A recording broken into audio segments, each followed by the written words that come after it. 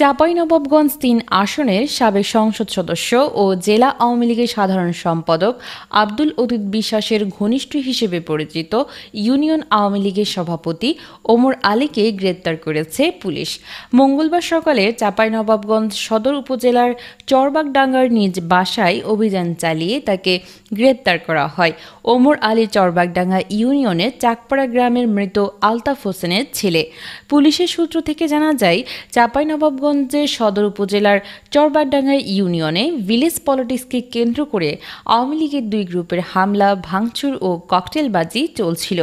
এক গ্রুপের নেতৃত্বে ছিলেন ইউনিয়ন আওয়ামী লীগের সভাপতি ওমর আলী এবং অন্য একটি গ্রুপের নেতৃত্ব দিচ্ছিলেন আওয়ামী লীগ নেতা ও চরবাগডাঙ্গা ইউনিয়ন পরিষদের চেয়ারম্যান শহীদ রানা টিপু। এতে গতকাল জিয়াবুর রহমান নামে একজন বাদী হয়ে চরবাগডাঙ্গা ইউনিয়ন পরিষদের মেম্বার, জুয়েল রানা ইউনিয়ন আওয়ামী লীগের সভাপতি ওমর আলী, চাঁপাইনবাবগঞ্জ সদর উপজেলা তাঁতি লীগের সভাপতি নুরুল ইসলাম সহ ৪৫ জনের নাম উল্লেখ করে থানায় মামলা দায়ের করে।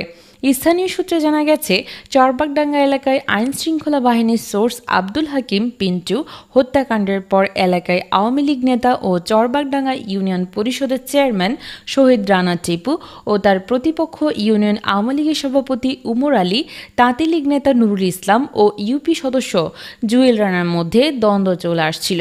দ্বন্দ্বের জের ধরে এলাকায় একাধিক ককটেল বিস্ফোরণ, হামলা ও ভাঙচুরের ঘটনা ঘটে আসছিল।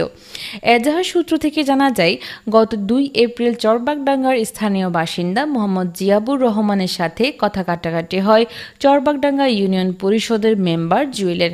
পরে চরবাগডাঙ্গা ইউনিয়ন পরিষদের সাবেক চেয়ারম্যান ও আওয়ামী লীগ নেতা ওমর আলীর নেতৃত্বে জিয়াবুর রহমানের উপর রড, বাঁশের লাঠি, হাসুয়া, কাঁটা, দেশীয় অস্ত্র ও বোমাবাজির ঘটনা ঘটে এবং বোমা বিস্ফোরণের আঘাতে জিয়াবুর রহমানের শরীরের বিভিন্ন অংশে গুরুতর জখম হয়। তার পরিপ্রেক্ষিতে জিয়াবুর রহমান বাদী হয়ে সদর মডেল থানায় অভিযোগ করেন এবং মঙ্গলবার সকালে আওয়ামী লীগ নেতা ওমর আলীকে গ্রেপ্তার করে পুলিশ।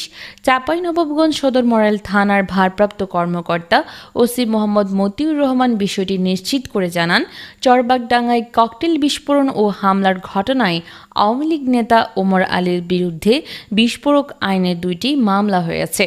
গোপন সংবাদের ভিত্তিতে তাকে তার নিজ বাড়ি থেকে গ্রেপ্তার করা হয়েছে এবং দুপুরে আদালতের মাধ্যমে জেল হাজতে প্রেরণ করা হয়েছে। Desk report, Chapai journal, Chapainawabganj.